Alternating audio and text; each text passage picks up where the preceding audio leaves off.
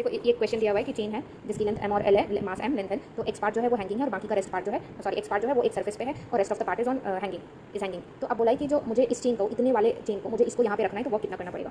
तो वर्क क्या होगा, देखो इस वाले पार्ट पे तुम कितना वर्क करोगे, mgh वर्क तो यही होता है, तो ये ग्रेविटी का वर्क हो जाएगा, ठीक है कोई बात नहीं। अब लेकिन जो m होता है और h क्या होता है इसको समझना यहाँ पे बहुत ज़रूरी होता है। m है तुम्हारा मास ऑफ हैंगिंग पार्ट और h जो है तुम्हारा वो है location of COM from reference.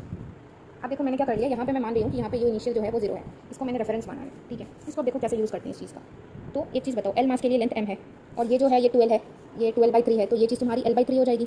तो L/3 के लिए जो मास हो जाएगा मेरा, मुझे m/3 मिल जाएगा, ठीक है। तो मास आ गया मेरा, ये तुम्हारा मास हो गया। अब चलो हाइट की तरफ चलते हैं। तो ये चीज़ जो है ये मेरा m/3 है और ये चीज़ मेरा कितना, यहाँ से यहाँ तक L/3 है। तो हम लोग हाइट क्या लेते हैं, रेफरेंस लाइन से लेके सेंटर ऑफ मास का जो डिस्टेंस है वो लेते हैं, ये चीज़ लेते हैं। तो ये चीज़ यहाँ पे क्या हो जाएगी तुम्हारी L/6 हो जाएगी ना।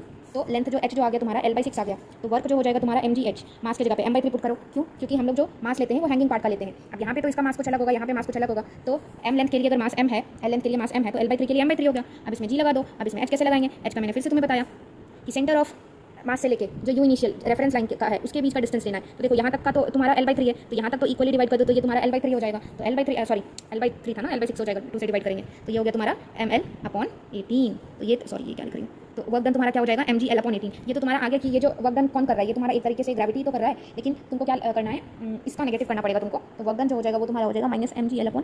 तुम ऐसा कुछ यहाँ पे सोच सकते हो, मतलब मैग्नीट्यूड ऑफ वर्क तो तुम्हारा सेम ही रहेगा। तो तुमको mgl/18 वर्क जूल, इतना जूल अगर तुमने वर्क किया तो ये चीज़ तुम्हारी यहाँ से यहाँ आ जाएगी, मतलब इतना नंबर ऑफ, इतना रिक्वायर्ड, मान लो इसके लिए कुछ आती है तो ये जूल ऑफ वर्क तुमको इसको यहाँ तक पहुँचाने पर करनी पड़ेगी। मतलब ये अगर लेंथ ये था तो अब ये पार्ट और ऐड आ गया हाँ, मुझे यहाँ तक ऐसा करने को। ये क्वेश्चन जो है तुमको HC वर्मा बुक में भी मिल जाएगा। तो do solve this question because this question is बहुत इंपॉर्टेंट।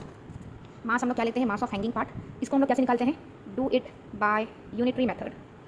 एंड इसको कैसे निकालेंगे, location of centre of mass, draw figure and then proceed. COM and U initial reference length, इसी का लेंथ लेते हैं ना। इस तरीके से इस क्वेश्चन को सॉल्व करेंगे।